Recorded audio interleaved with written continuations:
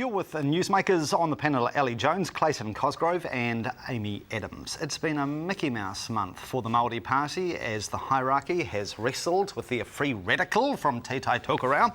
But after initially showing him the door, Hone is back in the fold thanks to his true believers in Northland. Has the party's leadership and their mana been diminished over this shabby saga? Amy? I think it has hurt them. This is my own view, and I think it was really unfortunate because I think when race relations were going in a really good place, and it certainly hasn't. I think Hone's comments were totally unacceptable. To me, they were offensive and they were racist, and I've always been clear about that. What I don't think they do, though, is reflect in any way the Māori Party's position, and I think people are understanding that.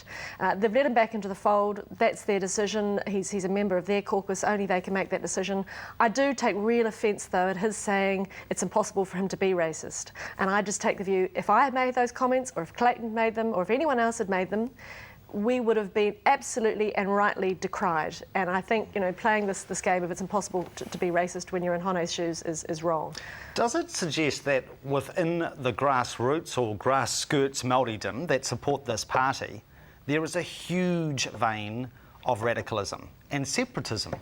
I think Hone's comments tore the heart out of all New Zealanders, right? Whether you're Maori or Pāo, I've talked to folks, my electorate and around the place, I agree with them, were utterly offended. And the task of leadership is then to respond and articulate people's emotions. I don't believe it's mainstream Māoridom. I think this guy's out to lunch to say that he can't be racist for a variety of wacky reasons. If you attack somebody based on race, you're a racist, and Amy is right. If anybody at this table had said it'd be in boots and all, and so should.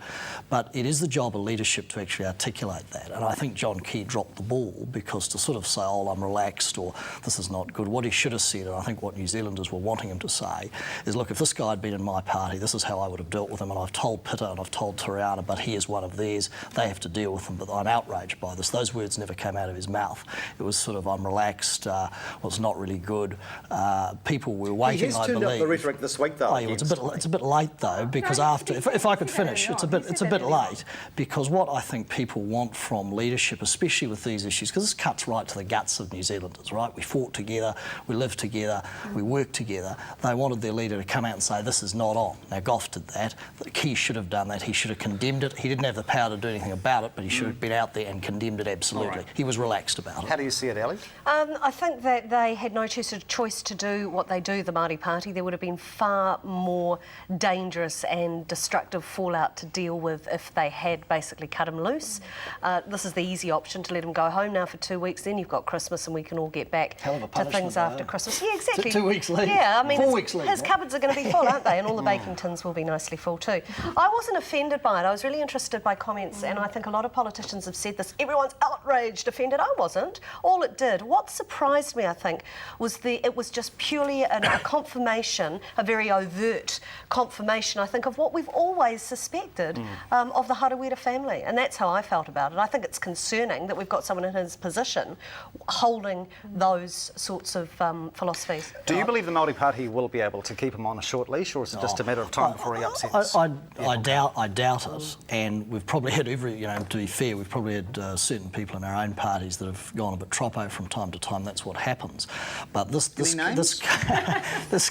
oh, give me time. This cuts right to the heart. I think people didn't sort of go out and bang drums or protest, but if you actually went round the constituencies of our community, people weren't yelling it from the rooftops, but they were deeply outraged and offended by this, and it gives everybody a bad name, and it takes our race relations back. And the Māori Party should have dealt with this guy. This guy should not be in the Parliament. He wouldn't be tolerated in many other parliaments around the world, by the way. Okay. Of course, Hone's staged managed apologies have not extended to the opposition leader, whom he suggested should be lined up and shot a few weeks ago.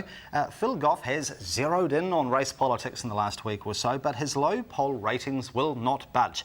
Ellie, of course, you speak to Mr Gough every couple of weeks on ZB. How would you rate his first year in the job as Labour Party leader? I think it could have been worse. I think he's done an okay job. I think the thing is, too, and I saw this with Don Brash, Don and Phil as well are incredibly nice people. They are hard-working. but they come across as weak. And I think one of the things with Phil, and I don't know how you deal with this, is that he's just got to stop speaking in musical sound bites. And I think that's something we see on the news a lot. We have a delivery, a retort. The Copenhagen thing's a good example. He's supportive of Key going to Copenhagen. Sure, he can say, look, he should have said so sooner.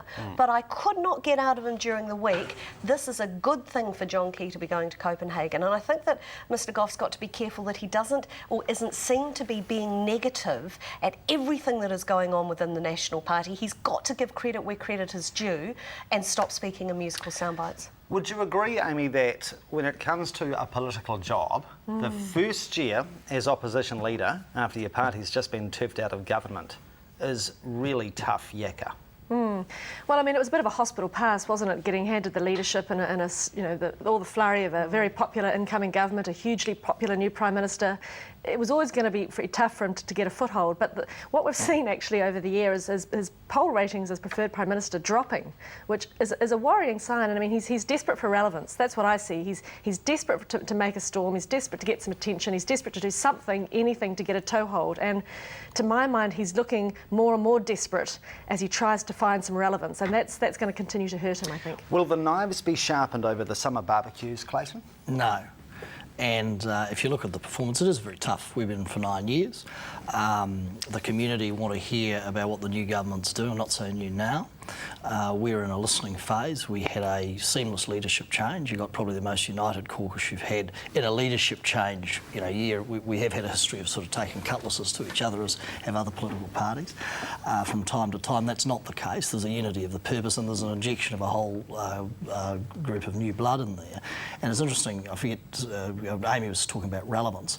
He did hit the relevance button through his speech on nationhood. And one of the reasons he hit the relevance button is because he was the only person actually speaking, and as I said before, articulating what people were feeling in the community, while Mr Key, the Prime Minister, Winston had been at the Grey Power meeting a couple of days earlier. Well, yeah, but that Winston's speech wasn't a nationhood speech. Winston's speech was the usual sort of push the negative button speech. Right. But, you look at historical poll ratings, you look at Helen Clark, and she became Prime Minister for 9 years. Her polls at one point were lower than this. This is the first year of the government. Would you want the job?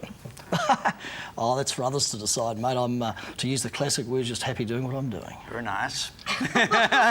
We will take a break. Back shortly.